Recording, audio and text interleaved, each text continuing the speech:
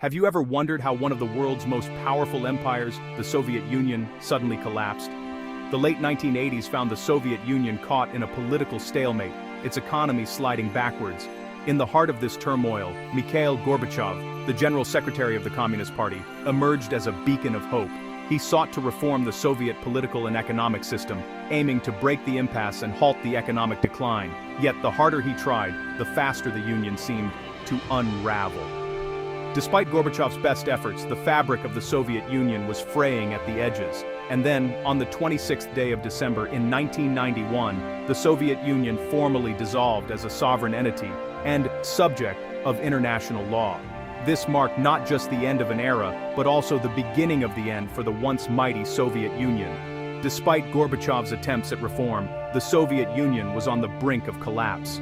As the situation worsened, Gorbachev made a decision that would mark the end of an era.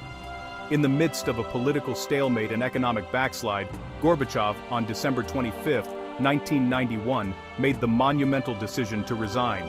But this was not a mere resignation. Gorbachev symbolically handed over his presidential powers, a gesture which included the control of the nuclear launch codes, to Boris Yeltsin.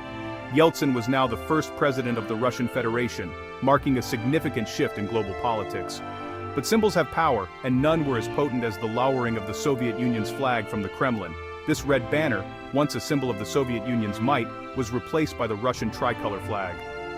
This simple act signified not just the end of the Soviet Union, but also the beginning of the Russian Federation.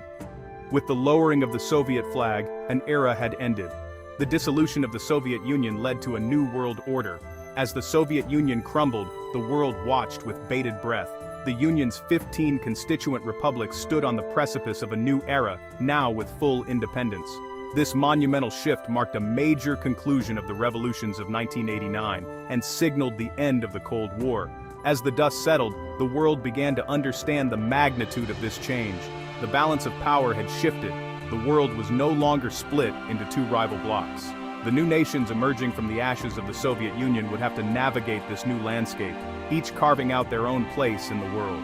The ripples of this event continue to shape the world in ways both subtle and profound. From the rise of new global powers to the shifting dynamics of international relations, the dissolution of the Soviet Union marked not just the end of a political entity, but a shift in global politics that is still felt today.